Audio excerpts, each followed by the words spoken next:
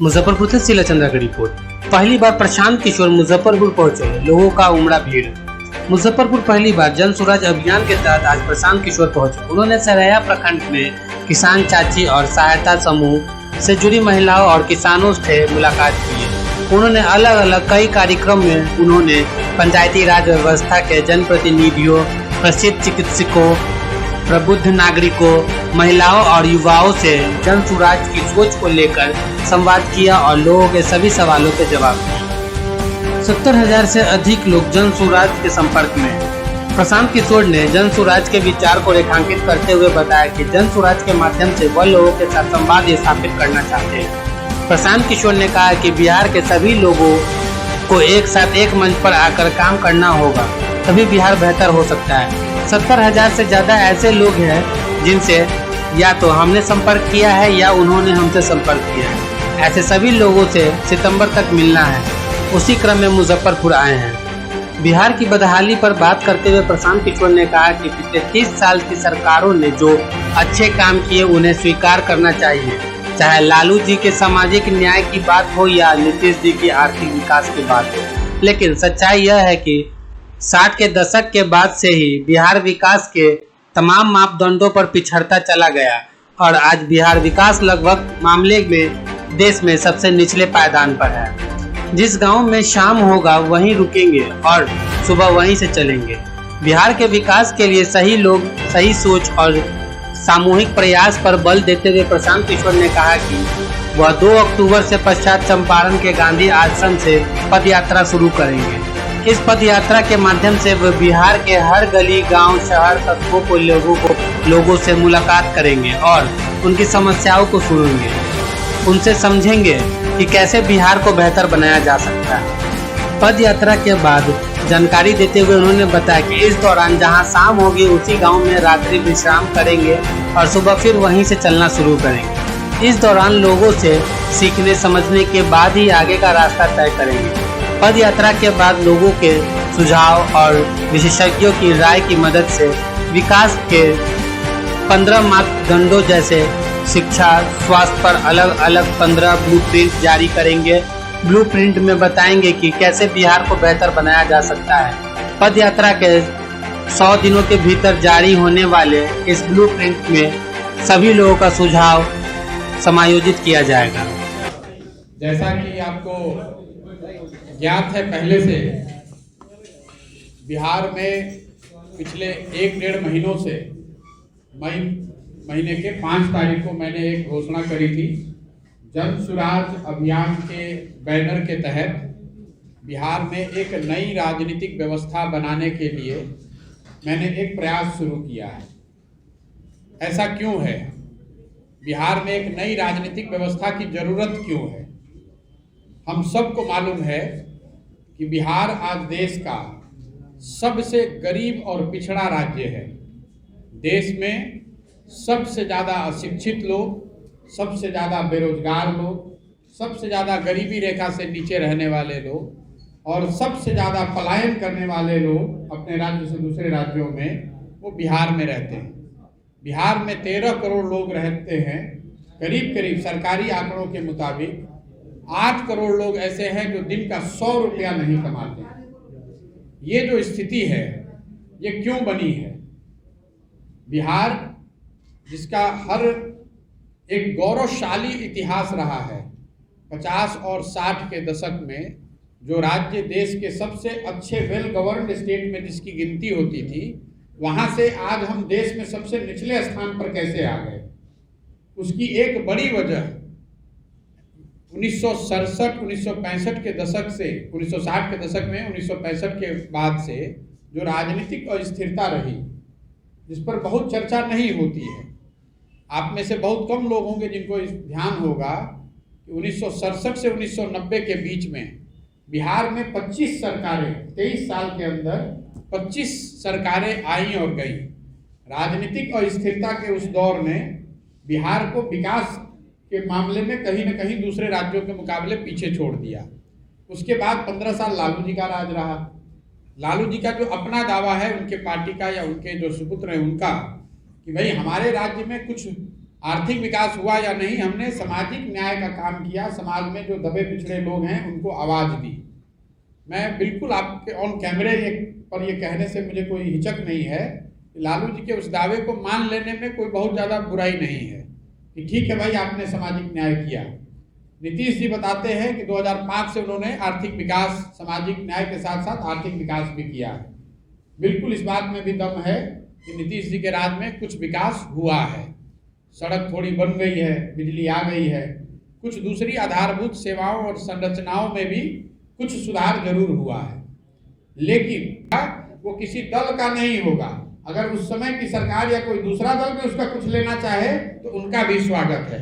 हम लोग का प्रयास ये है कि जो इतना लंबा प्रयास कर रहे हैं, इतना बड़ा प्रयास कर रहे हैं, समाज से जो भी निकल कर आए और जो भी बिहार के विशेषज्ञ हैं, इन विषयों के विशेषज्ञ हैं, उनकी मदद से जो 10 साल का ब्लूप्रिंट बनाया जाए, उसको बिहार के लोगों के साथ साझा किया जाए, ताकि बिहार की कोई भी पॉलिटिकल पार्टी या सरकार अगर चाहे तो उसका उपयोग बिहार के बेहतरी के लिए कर सकती है। इसी के साथ मैं अपनी बात खत्म कर रहा हूं और आप अपने सारे प्रश्न पूछ सकते हैं। बहुत बहुत धन्यवाद। पिछले 15 दिनों से ये दौरा मैंने शुरू किया है। मैंने 5 तारीख के प्रेस कॉन्फ्रेंस में बताया था कि अभी से लेके पटना में जो मैंने 5 मई को प्रेस कॉन्फ्रेंस किया था, उसमें बताया था कि इस मिलने के सही लोगों को ढूंढने की जो प्रक्रिया है, इसके पहले चरण में 4 महीने में मैं बिहार के हर जिले, ब्लॉक जहां पर भी जा सकता हूं वहां जाऊंगा, लोगों से मिलूंगा। उस समय कोई 16,500-17 हजार लोग ऐसे थे जिनको मेरी टीम ने संपर्क किया था या जिन्होंने हम लोगों को संपर्क किया था, जो मिलना चाहते थे या बात करना चाहते थे या अपनी बात बताना चाहते थे। वो संख्या बढ़ के अभी 70,000 से ज्यादा हो गई है। 70,000 से ज्यादा ऐसे लोग हैं जो स्वयं मिलना चाहते हैं या अपने साथ कुछ लोगों के साथ बैठकर ये चर्चा का हिस्सा बनना चाहते हैं। अब मेरी कोशिश ये है कि हर ऐसे लोगों तक पहुंचा जाए। तो अभी से लेकर सितंबर तक मैं ऐसे सारी छोटी गोष्ठियों में जा रहा हूं। आज जब अभी आपके साथ प्रेस से बात कर रहे हैं, अभी आप आधे घंटे के बाद देखेंगे यहाँ पर मुजफ्फरपुर में ऐसे सैकड़ों लोगों ने जिन्होंने मिलने के लिए समय मांगा होगा, उनसे अभी मैं मिलूंगा, उनसे संवाद करूंगा। अभी आपसे मिलने से पहले मैं यहाँ पर जिला परिषद में जीते हुए जो लोग हैं उनके साथ बैठा हुआ था। उससे पहले मैं यहाँ किसान चाची के गांव गया था, उनको देखने, उनके अनुभव और उनके साथ जो महिलाएं जुड़ी हुई हैं उनके अनुभव को सीखने समझने गया था। तो इस तरह का जो प्रयास है वो अभी सितंबर तक लगातार चलता रहेगा, लेकिन वो काफ़ी नहीं है। इसलिए 2 अक्टूबर से पूरे बिहार के लिए एक पदयात्रा शुरू करेंगे। पदयात्रा नेशनल हाईवे को नापने के लिए नहीं, 3000 किलोमीटर की पदयात्रा, जिसके द्वारा कि बिहार में जितने भी गांव, पंचायत, ब्लॉक, शहर, गली, मोहल्ले, जहां पर भी जाना है, जहां पर भी लोगों से मिलने की जरूरत है, लोगों से बात करनी है, लोगों से कुछ सीखना समझना है, उनसे मिला जाए, उनसे बात करा जाए, उनसे सीखा जाए, समझा जाए। इस प्रयास के तहत 2 अक्टूबर को गांधी आश्रम पश्चिम चंपारण से पदयात्रा शुरू करेंगे। और जब तक पूरा बिहार कंप्लीट ना हो जाए, ऐसा नहीं कि 10 दिन पदयात्रा किए और फिर 2 दिन ब्रेक लेकर पटना में बैठे। एक बार 2 अक्टूबर को पदयात्रा शुरू करेंगे तो जब तक पूरा बिहार कंप्लीट ना हो जाए तब तक घर वापस नहीं लौटेंगे। जहां पर शाम हो गई वहीं पर उसी गांव में सोएंगे और अगले दिन वहीं से चलना शुरू करेंगे। अगर बीमार नहीं पड़े या फैमिली में कोई इमरजेंसी नहीं हुई तो इस पूरे यात्रा को हम लोग का अनुमान है कि करीब करने में 1 से 1.5 साल का समय लगेगा। इस 1 से 1.5 साल में बिहार के हर कोने में, हर गांव, हर गली, हर मोहल्ले, हर शहर, हर ब्लॉक, हर पंचायत में पहुंचने का प्रयास करेंगे। वहां लोगों से मिलेंगे, लोगों से सीखने का, सुनने का अवसर मिलेगा। उसके बाद ही आगे का कोई जो रास्ता है वो सार्वजनिक करेंगे। आप में से कई लोग पत्रकार हों या जो यहाँ बिहार के लोग हैं, वो ये भी पूछते हैं कि आपका शिक्षा को लेकर क्या प्लान है, बेरोजगारी को लेकर क्या प्लान है, बिहार को बदलने को लेकर आपका क्या प्लान है। मैं उस विषय में आपको एक सूचना आपको देना चाह रहा हूं कि बिहार के समग्र विकास के लिए 15 महत्वपूर्ण क्षेत्रों में, जिसमें शिक्षा, स्वास्थ्य, कृषि, आर्थिक विकास, ये ऐसे 15 विभिन्न क्षेत्रों में मैंने कोई 250 लोगों को एकत्र किया है। 250 ऐसे लोग जो अपने अपने क्षेत्र के महारथी हैं, अपने अपने क्षेत्र, अपने अपने विषय के जानकार हैं, और उसमें से ज़्यादातर लोग बिहार की पृष्ठभूमि से आते हैं या बिहार से जुड़े हुए लोग हैं। उनको हमने 250 लोगों को 15 अलग अलग ग्रुप्स में बांटा है, जो हर एक सब्जेक्ट पे बिहार के 10 साल 15 साल का ब्लूप्रिंट उस सब्जेक्ट का, जैसे मान लीजिए शिक्षा हो गई, तो शिक्षा में क्या किया जाएगा और कैसे किया जाएगा, उसका एक 10 साल का ब्लूप्रिंट वो बना रहे हैं अभी।